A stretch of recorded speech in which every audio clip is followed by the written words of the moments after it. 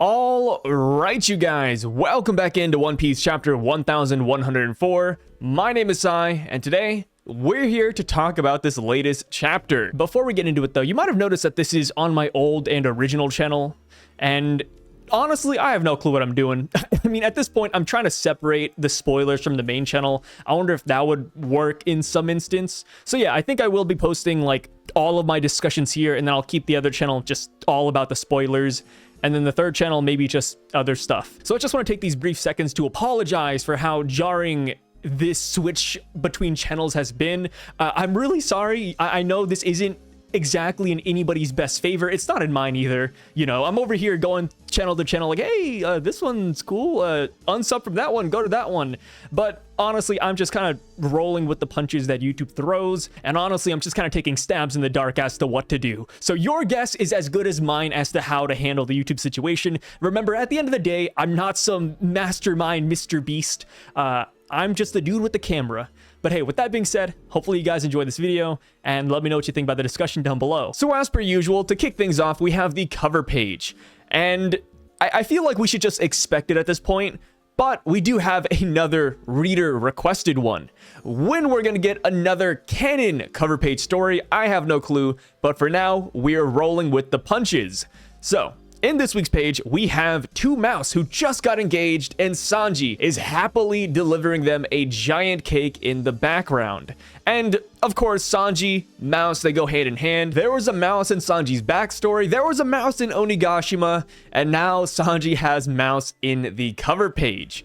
Funny enough, obviously these aren't the characters, but looking at this page at first glance, I immediately thought of Sanji and Pudding, because, you know, Sanji, Pudding, they had the wedding going on, they had the giant cake, and not to mention, but the mouse that is proposing is wearing the same suit Sanji is, and the female mouse is kind of wearing a dress that does remind me of Pudding. This just kind of hypes me up to Sanji and Pudding reuniting one day, which is something that is going to happen one way or another. Since Pudding is currently captive by Blackbeard, somebody's gonna have to save her. It's either gonna be the Big Mom Pirates, or it's gonna be Sanji and the Straw Hats. And honestly, I feel like they both might just need to team up to beat Blackbeard and to save Pudding. The main thing this does make me wonder is how Sanji's going to find out that Pudding is captured in the first place. As far as the Big Mom Pirates go, they already know that Pudding has been taken by Blackbeard, because Blackbeard and his crew rolled up to Whole Cake, took Pudding and left. They already know who committed the crime. But as far as Sanji goes, how will he discover this atrocity? Will the Blackbeard Pirates here on Egghead Island tease him about it? Will they read the newspaper for once and find out that Pudding is being held captive? I have no clue.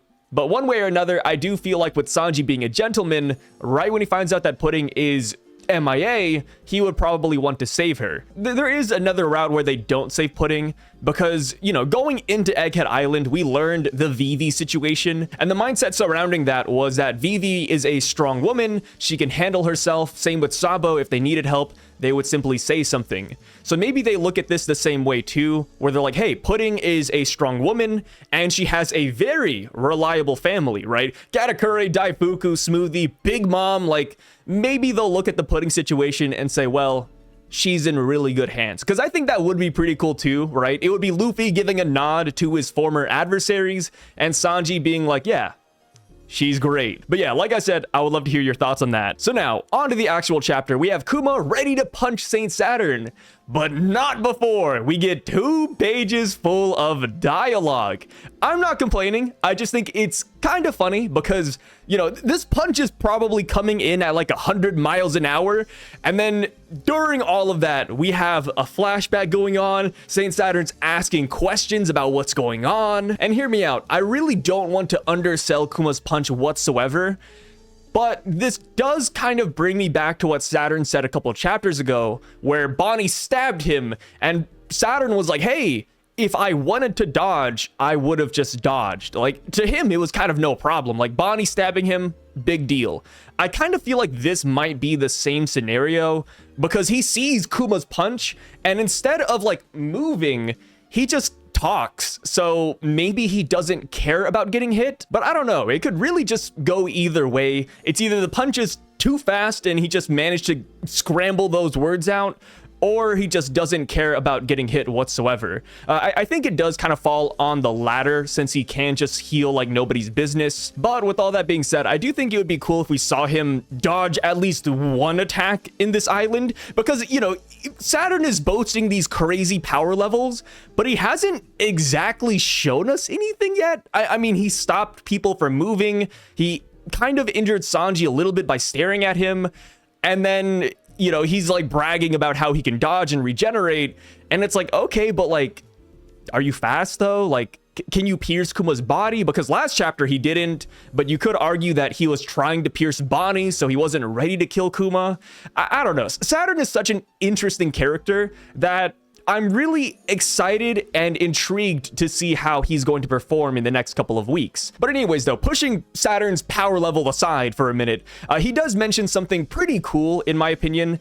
He says that he pressed the self-destruct button a couple days after the Revolutionary Army stole him from Marie Joie. And I think that is such a great line from Saint Saturn. That is something I've been waiting for. Well, yes, it's not like a 500 IQ move. It's nothing super impressive, but this line does lead me to believe that Saint Saturn is a thinker, right? Because a lot of people, right when their toy gets stolen, would press the self-destruct button ASAP.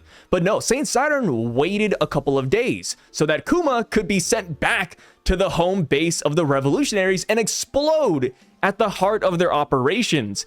This finally leads me to say that the Gorosei might be pretty dang competent. Saturn might have actually thought this through, and I really do like that. I like seeing that these N-tier villains are thinking about their opponents and thinking about what the best outcome is. Because, you know, low be it for me to say, but a lot of the people we fought in One Piece have more or less been muscleheads. So, you know, getting a smart fighter like Saturn is a nice switch up. So Kuma's Rageful Fist ends up landing on Saint Saturn's face, and it sends him flying back. This is a powerful punch. We cannot undersell it, right? Hockey punches in the final saga of One Piece are going crazy. Right, we saw Garp, we saw Aokiji, you know, now we have Kuma. Like, who's next? Who's the next person to whip out a black fist, right? It's pretty crazy because, you know, we were introduced to Conqueror's coding, we were introduced to Ryuo, and now we're just going back to the ironclad black fist. I love it, I love it. So yes, the black fist lands on Saturn, he gets sent flying, but what I do find a little bit cool from Saturn is that while he's being punched, he is like staring down Kuma. And like I said, this is one of those instances where I kind of like look at it, I'm like, okay, does this mean that Saturn could dodge, but he doesn't care? Or is he just really upset that Kuma punched him? Like, it could go either way, right? Because he's just like, you know what I mean? Like, I don't know. But yeah, Saturn takes the punch, he eats it up, and the Marines go crazy. They're like, yo, somebody just hit a member of the world government, you know, like, whoa, like this is one of the 5 overseers of the world. And guess who hit him? It wasn't even a common day guy. It was a slave. It was Kuma, which I just love because obviously Kuma isn't exactly thinking right now. He's not exactly going through the flashbacks. But this does bring me back to Kuma's flashback where he saw Luffy hit a celestial dragon and he was very shocked and impressed. So I can't help but imagine that this is partially inspired thanks to Luffy. I mean, of course, like I said, Kuma isn't thinking of this right now. He's just wanting to protect his daughter. But yeah, it's nice that Kuma finally laid a hand on the world government after all they've done to him. So after the initial shock of witnessing Saint Saturn being struck, the Marines say, hey guys, Saint Saturn, he's buried under the rubble. Quick, help him.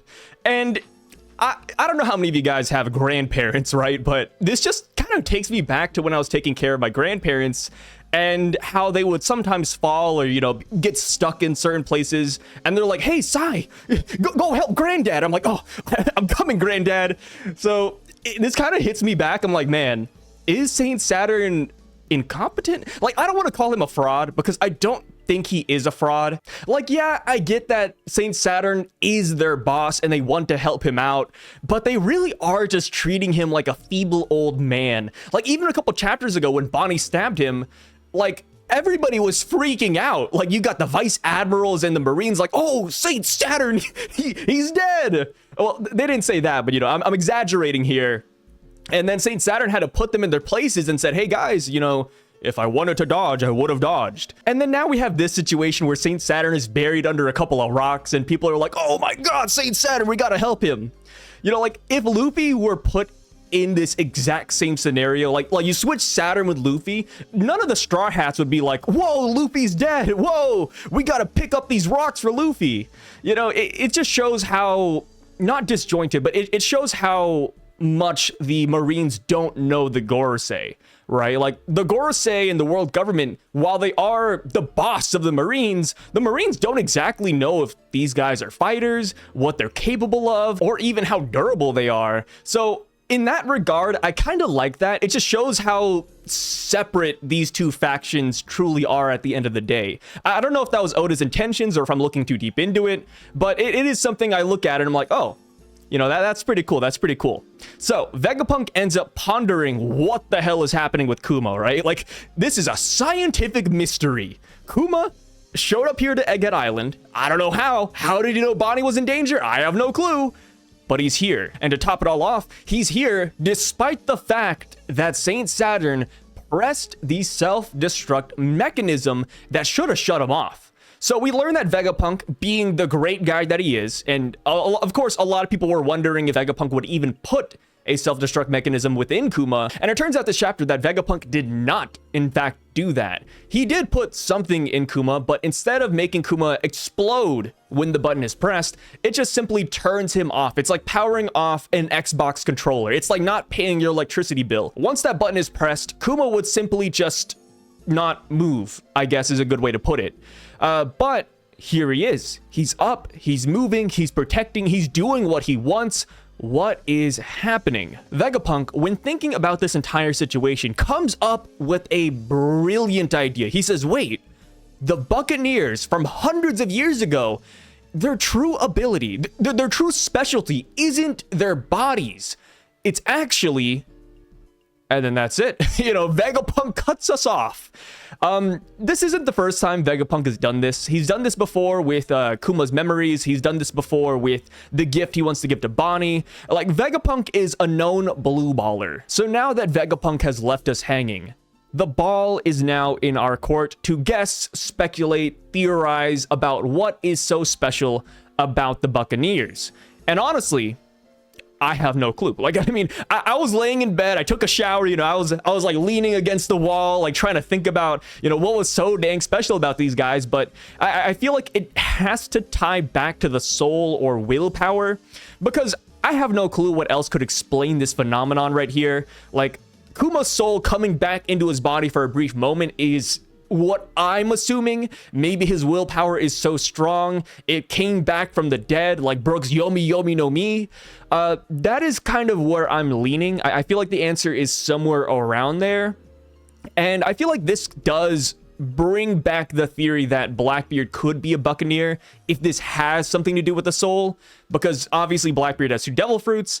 Marco said his body's really strange, so this could finally be Oda tying in Blackbeard's peculiar body into the story finally. But other than that, like I said, I don't have too many guesses here. I'm not exactly the biggest thinker when it comes to this, so I kind of want to leave this one up to you guys. Like, what do you think about Kuma's Buccaneer race? Do you think they were dreamers? Do you think they had crazy willpower, double souls? Do you think they can possess machines? I know that sounds kind of weird, but that was just off the top of my head. But yeah, I would love to hear all of your guys' ideas down below. So we go on though, and we see a couple of reactions. We see Sentomaru, and Sentomaru is like, oh, Kuma. But Sentomaru is still tied up, so they can't really help out in this situation. But the reaction that catches me the most is Kizaru, because he's like covering his eyes. The shades are working really well in that panel, and he's like, it's over, isn't it? And I can't help but wonder who Kizaru is referring to when he says this line. Is he talking about Kuma's life and how after this page Kuma doesn't move anymore? Or is he talking about Saint Saturn, saying, oh, Saint Saturn's gone, it's finally over, right? Like, I don't really know whose side Kizaru is swinging towards right now. Obviously, by the end of this chapter, we can see that Kizaru is having a change of heart, or at least he's metamorphosizing his feelings. But right here in the middle of this chapter, I'm not too sure where he stands yet. So the next thing we get out of this chapter is what the Marines have to say about this whole situation. They already made note about Saint Saturn. They already talked about Kuma. Now, another key player we have to talk about is Luffy, because Luffy is not here. Luffy was eating food last chapter, and now he has disappeared. Where is he? You know, like, $1,000,000 question. Where is Luffy? Because Luffy, throughout the series, right? Like chapter 1 to chapter 1104, Luffy has always been at the center of all of the action. Luffy always wants to fight the big bad guy. Luffy wouldn't run away, right? Like willingly, Luffy wouldn't leave a battlefield when his friends are fighting, when emotional ties are being brought into play. No. Luffy would be here.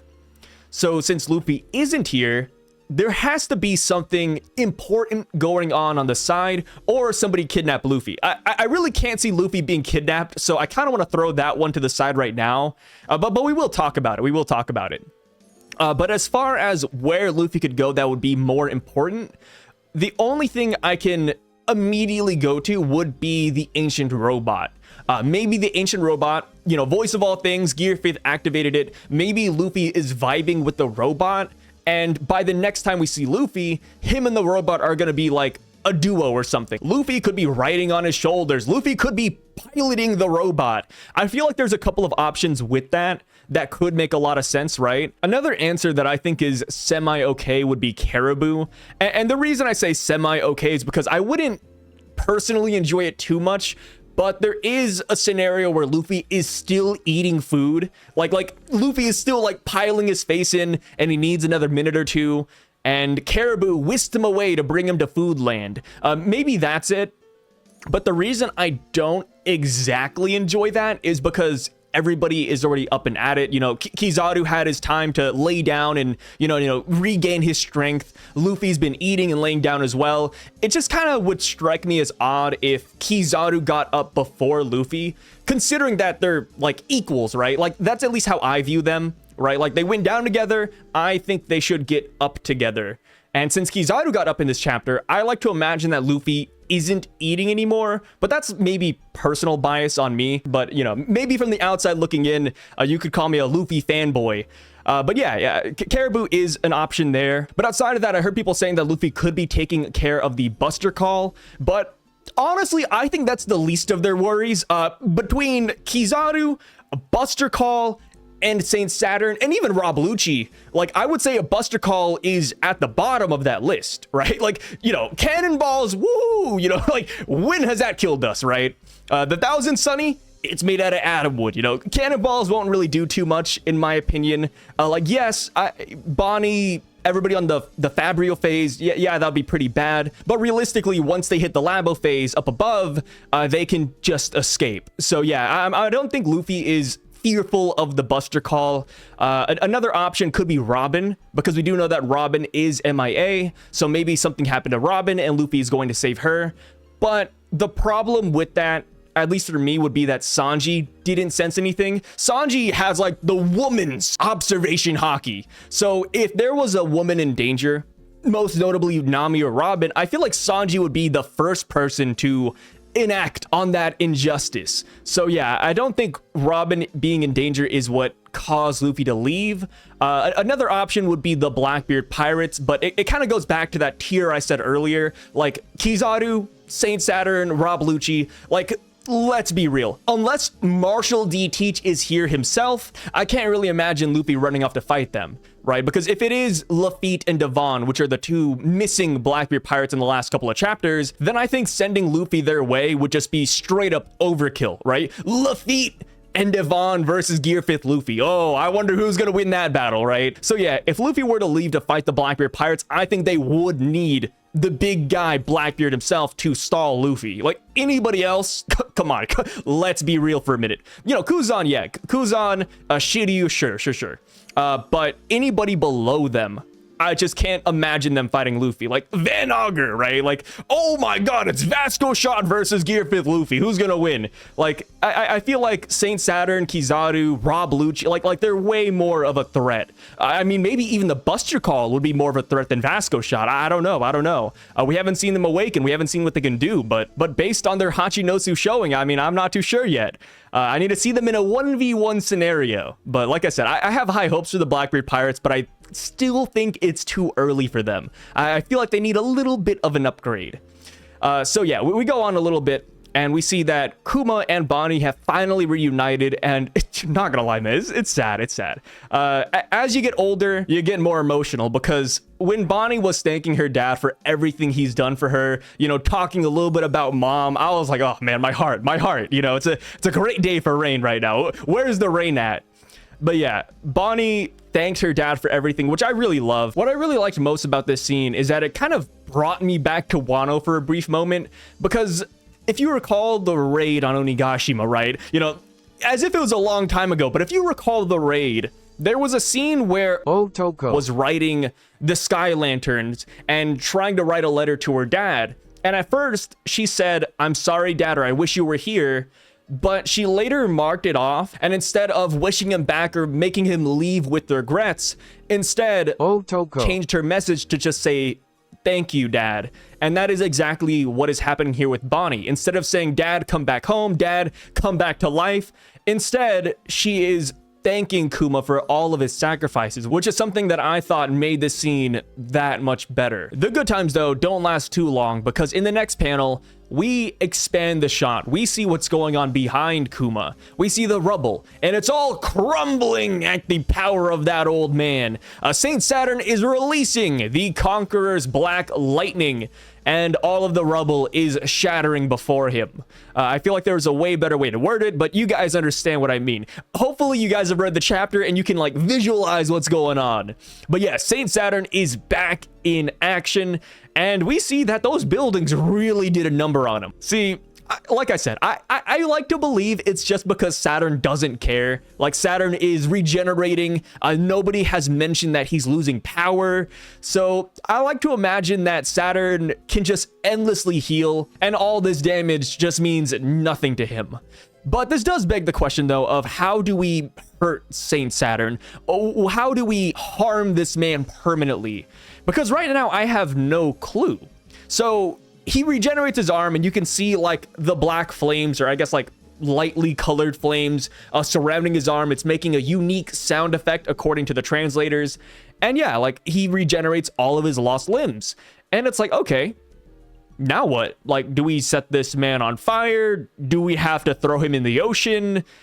Maybe we need Luffy's sun god Nika powers to exterminate him and, you know, set him ablaze. Maybe this is where Brook becomes really important again, and Brook can cut Saint Saturn's soul and he takes permanent damage. I'm not too sure, because I mean, even taking a step back, it's like, how is this guy even doing this, right? Like devil fruit, immortality surgery, you know, like what is going on with this man? Personally, I think it would be cool if this was actually due to his science. You know, like we had Queen over here modifying his body, Judge modifying his kids, Caesar creating fake devil fruits, Vegapunk making an army of robots. Maybe Saint Saturn discovered artificial immortality. Maybe he found a way to endlessly regenerate his bodies, because, you know, I would like to assume we all watch a lot of anime. You know, we've seen a lot of scientists in anime, and I'd say at least one scientist per anime has the weird ability to regenerate themselves. It's just a staple in shonen. I don't know what it is. I don't make the rules. But yeah, maybe Saint Saturn is that guy. Maybe there is a gimmick to it. Maybe we need Vegapunk to study this man. Maybe we need Caesar, Judge, and the Mads team to rack their brains together and find out how to take this guy down. And I know that might sound silly at face value, but you have to imagine that the people who are here on the Fabrio phase, I've been saying this for a while, and this is something that somebody pointed out to me as well. It's not something that I found out, but the people on the Fabrio phase are all one way or another related to science, right? We have Sanji, who is Germa's perfection. We have Frankie, who is a cyborg, Vegapunk, Atlas, you know, Sentomaru and Kizaru, who are constantly stationed here on Egghead Island. And it's like, okay, maybe the answer on how to beat Saint Saturn is hidden somewhere within science. Maybe we need Chopper in here, right? Maybe Chopper could be a great character to also join this battle and to deduce how to take this man down. I think there's a lot of cool ways Oda can go about this, and I'm really excited. Like I said, I'm really excited to see how Saint Saturn is going to play out in the next couple of chapters. I want to see more people comment on his regeneration. I want to see if Saint Saturn has any more quirky abilities. But yeah, that's kind of where I'm standing with this guy right now. So yeah, needless to say, but Saint Saturn has really piqued my curiosity. So we go on to the next page and we see that Saint Saturn is going in to kill Kuma one more time, right? He's trying to get some revenge. But that is when our good guy Sanji steps in and deflects his spider leg, which I love, right? You know, Sanji finally being able to move A1. But now I'm just curious as to how Saint Saturn was holding Sanji and the boys down in the first place, and if Saint Saturn can simply do that again next chapter. Because, you know, for the rest of this chapter, Sanji and Frankie kind of go in on him. You know, they're raising a hand against the world government, which is something that they didn't get a chance to do beforehand. So it's like, okay, was Saturn's technique from a couple of chapters ago a one-time deal? Or did something change to where he can't hold them down anymore? I'm not too sure. You know, like maybe it was a spider web and it got broken and he can't do it again. Maybe it is a one-time thing and their bodies adjusted to it. But yeah, either way though, Sanji kicks him out of the way, and then we see Frankie go in for a radical beam, which I really love because Frankie's radical beam did a lot of damage, man. Like, that radical beam pierces one side of Saint Saturn and shoots out the other. It's kind of crazy how much damage that's actually doing. But of course, like I said, Saint Saturn is feeling none of it because he's just going to regenerate. But even then, I'm still very impressed by Frankie. I feel like this is even bigger than what he did at Onigashima, right? Versus Sasuke, yeah, that was cool, right? General Frankie, the V-Saber, woo! But this radical beam, dude, like, whoa. Another reason why this beam feels so good for me, at least, is because Frankie tried to use the beam back up at the Labo phase on Kizaru, but Kizaru just moved out of the way. Like, Kizaru was like, oh, Frankie's using a radical beam? Well, I guess I'll go hunt for Vegapunk. And then by the time Frankie was ready to hit him, Kizaru was gone, right? Like, so Frankie finally landing this beam, just, it feels good. It's like a payoff in a way. But yeah, like I said, I've said this 4 or 5 times already, but it kind of goes back to the thing where Saint Saturn's like, if I wanted to dodge, I would have dodged. But it's like, could he have? I don't know. Like, Kizaru dodged it. I mean, he wasn't even trying to, but, you know, like, Saint Saturn is just a different beast. He's a different fighter from what I'm getting. You know, like, he's a guy who isn't afraid to take punches because it doesn't matter. Like, even though he has this whole piercing his body, even though he lost an arm, lost a horn, he's bleeding from the head, he hasn't really, I need to go back up and look, but he hasn't really been shown to be like huffing and puffing. He isn't talking about how painful this is. It seems like he's tanking these attacks pretty well. You know, regardless of what his body is saying, you know, Saint Saturn doesn't really care. It makes me feel like this might be like a Nagato pain situation where, you know, like, this is a puppet body and the real body isn't feeling anything, which I guess could be the case. This could be the case. Maybe, you know, this is a theory that people had a while ago. You know, I'm just remembering this, but back when Saint Saturn first arrived on Egghead Island with the magic circle, some people were saying that maybe the real Saint Saturn is still aboard the marine ship. And this is simply like an astral projection, which would make a lot of sense. You know, now that I think about it, that would make sense. Because Saint Saturn lost an arm, it came back like nobody's business. Saint Saturn doesn't care about getting hurt because maybe this isn't his real body. And by the end of the chapter, Saint Saturn orders a buster call. Or at least the world government orders a buster call. But we don't see anybody give the orders. Saint Saturn doesn't say anything. But what if that's because the real main body of Saint Saturn is giving the orders on the ship? And maybe that's why Saint Saturn doesn't care if this body is on the island. Because one thing I kind of came back to was like, oh, there's a buster call, but hey, Saint Saturn is still here. Kizaru's here. The Vice Admirals are here. Like, they're just going to take damage. Technically, Saint Saturn would take no damage because obviously he can regenerate. But what if he just wasn't here? You know, like what if he doesn't care? Like a puppet jutsu or something? I don't know. I feel like that could be a really interesting theory. And like I said, it goes back to seeing more of Saint Saturn in the coming weeks. But yeah, you know, I'm gonna keep that one in the back pocket for now. So after Frankie's radical beam, we cut back to the Bonnie and Kuma situation for a brief moment, and Vegapunk gives the orders to Atlas to take Bonnie and Kuma up to the Labo phase.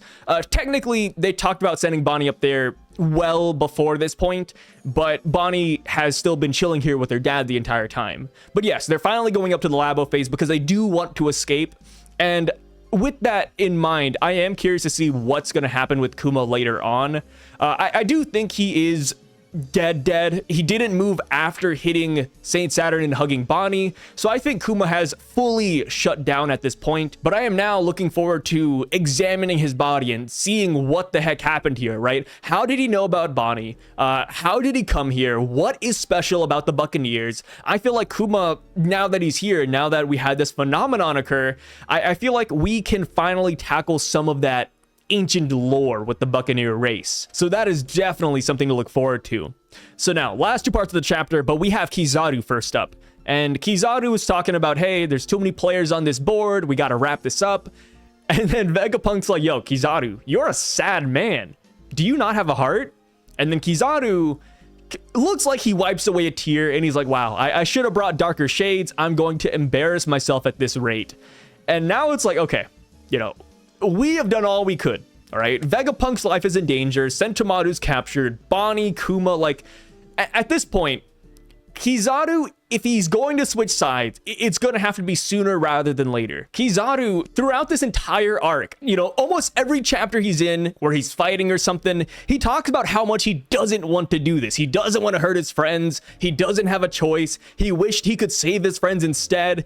And it's like, okay, Kizaru, like, are you just going to talk the talk, you know, walk the walk, right? Like, if Kizaru is going to switch sides, I feel like it would have to be pretty soon, right? Like, everything's at its climax. Vegapunk's here, Saturn's finally acting out, right? Like, Luffy isn't here right now, so, you know, like, if Kizaru's going to help us, I feel like it's now or never. What I do find a little bit funny, though, is that, you know, obviously I read the spoilers of the chapter well beforehand, and it said that Kizaru looked like he was going to shed a tear, and it does at the end of the chapter, but there's something about Kizaru's face that at the very end, it kind of looks like he's laughing at them a little bit, like, I should have brought darker shades, right? Like, I don't know. I think it's just how he looks. I think he is feeling this. And the reason I want to double down on that is because I have seen people say that Kizaru is making fun of Vegapunk, but I don't think that's the case. I think Kizaru's face is just naturally like that. It's naturally playful and aloof. So yeah, I think Kizaru is going through emotional turmoil, but yeah, I'll leave that up to you guys as well. Like, I'm not trying to sway your opinions, but I just want to share mine. So now, last part of the chapter, but it turns out a Buster Call protocol has been authorized on Egghead Island. And I've seen a lot of people, myself included, I'm a victim to this as well, but when we see a Buster Call, we all point and laugh. I don't know what it is, but there's something about a Buster Call that just cracks me up.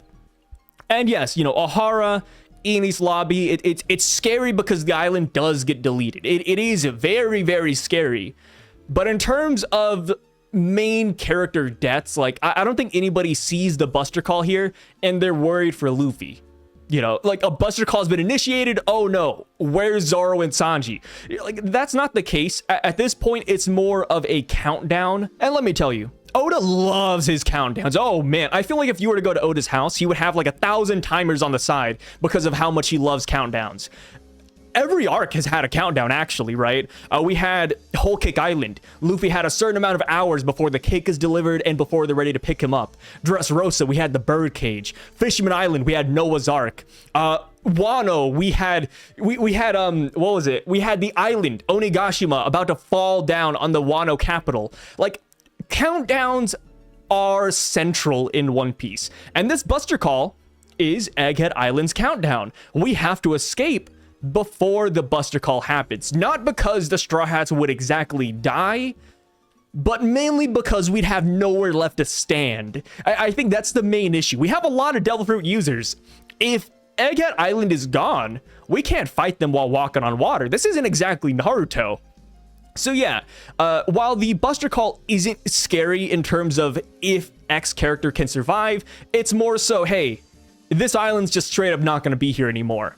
And especially since they have 100 battleships of every shape and size off the coast of Egghead, it's like, yeah, this is well above a Buster Call level. Instead of 5 Vice Admirals, we have 9, you know? We have an Admiral here. Like, there's a lot of factors that makes this Buster Call scarier than the ones previously. This could very well be the shortest countdown we have ever had in the series. And now, you know, this does bring up a couple of questions of, will we just escape Egghead Island? Will somebody come and stop the Buster Call? Because if all of the ships are facing towards Egghead Island and shooting cannonballs, they are very susceptible to an outside attack. You can't easily, like, you know, 180 a ship on water, especially when the waters around Egghead Island are so traumatic, right? Because when we first got to Egghead Island, they were like, oh, like, the waters are spinning like crazy. Nami could barely navigate it. Jinbei had to take the helm. So these marine ships turning around and attacking someone that's attacking them isn't exactly super easy or plausible. So if the Straw Hat Grand Fleet were to show up right now, that would be amazing. Like, the Straw Hat Grand Fleet could destroy the Buster Call. And honestly, there could be something a little bit poetic about it as well, right? Like, Ohara happened. Nobody could stop the Buster Call there. But here, before the Buster Call is initiated or before it's finished, the Straw Hats stop it. They save lost history. They save the researchers. I think there's a couple of things that could happen here. And honestly, my opinion and my thoughts kind of sway with the wind. I kind of roll with the punches. You know, next chapter, if we learn something that goes against that, sure, why not? Why not? I'm just an avid enjoyer. I'm a guy that watches the waves. And I would love to hear what you guys have to say about this. How are you feeling after reading this chapter? What are your thoughts and opinions on it? I would love to hear all of that down below. And this is where we're going to end the video. Normally, I would read comments from the previous videos, but we did a live stream on it, so I kind of already talked to you guys already. And also, while normally I would have streamed the chapter when it first released, I was not here for that, so you know, it's sad to say, but this video is the best I can do this week. But yeah, no break next week. We have another chapter coming out, so hopefully you guys are looking forward to that. And with that being said, my name is Sai. I'm signing out. And also shout outs to the channel members and Patreon members here on the side. You guys are the freaking best. And yes, these are the channel members from the other channels. You know, I always got to show my love and support to those guys. So yeah, there's that. But also, you know, shout outs, you know, shameless plug here, but if you want to see me live stream on Twitch and see what I'm like outside of YouTube, there's a link to that down in the description, and there's also a link to my gaming channel down there too. But yeah, I'll catch you guys later. Sai, signing out.